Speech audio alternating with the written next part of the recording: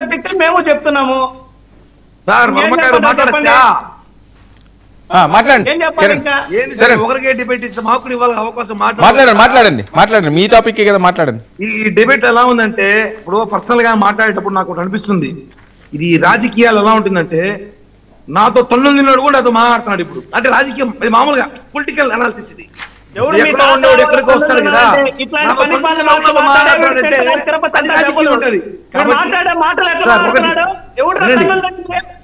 రాజకీయం చెప్తున్నా. ఎవడో 2 లక్షలు తీసుకొని చెప్పి 2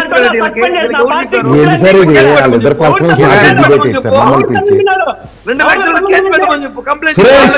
కిరణ్ రాయల్ మీరు ఇద్దరు ఆగండి. ఈ పర్సనల్ ఆరోపణలు ఏంటండి మాకు అర్థం కాదు. సురేష్ గారు కిరణ్ రాయల్ గారు పర్సనల్ గా ఎందుకండి, వదిలేండి ఒక్క నిమిషం. వర్మ గారు ఆరోపణలు ఉంటే కేసు పెట్టమని చెప్పండి, కంప్లైంట్ పెట్టండి. ఎవిడెన్స్ ఉంటే 2 లక్షలు తీసుకుంటే కంప్లైంట్ పెట్టండి, అంతేగాని సోదెందుకు. ఒకటి డిస్కషన్ ఏంది, పవన్ కళ్యాణ్ అనే వ్యక్తి మీద పెట్టిన పోస్టుల మీద డిస్కషన్. దీంట్లో ఆయన నేను పార్టీలో ఉన్నానా లేదా, వాళ్ళ భయం నేను పార్టీలో ఉన్నానా లేదు, నేను ఉన్నా లేకపోయినా నేను పార్టీ ఏమిచ్చింది, కార్యక్రమాలకి మేము తదుపరి ఆదేశాలు ఇచ్చే వరకు పోతున్నారు. నేను 2 నెలలు పోలే ఎక్కడికి, నాకు ఆదేశాలు ఇచ్చాను, నాకు ఇస్తారు ఆదేశాలు. సురేష్ కో, కరుణాకర్ రెడ్డికో, అభినయ్ రెడ్డికో, జగన్మోహన్ రెడ్డికో, ఇంకో రెడ్డికో ఎవరో, కిరణ్ రాయల్కే ఇస్తారు ఆదేశాలు, నాకు ఇచ్చినారు. నేను వెళ్తున్నా. లెటర్ కావాలంటే ఐఎమ్ నాట్ సస్పెండెడ్. సస్పెండ్ అయితే లెటర్ ఇస్తారు, నేను సస్పెండ్ కాదు. విచారణ జరిగింది, నా దగ్గర లెటర్ తీసుకున్నారు, క్లియర్. నా మీద కంప్లైంట్ పెట్టిన చెప్పినారు, ఏ హౌలేగాడు చేసినాడు ఈ పనంతా కూడా ఓపెన్ పోలీస్ కంప్లైంట్ ఉంది సార్. నన్ను ఇప్పుడు నా మీద కంప్లైంట్ పెట్టిన వ్యక్తి బయటకు వచ్చి ఇవంతా చేయించిన వ్యక్తుల పేరు పోలీస్ స్టేషన్ ఇచ్చినప్పుడు సిగ్గుండాలి, మళ్ళీ కూర్చోబెట్టి మనతో మాట్లాడతారు. మా దగ్గర వీడియోలు చూపించేదా, ఎవడు చేయించినాడు వీడియోలు పెట్టమంటారు, నన్ను సిగ్గుండాలి.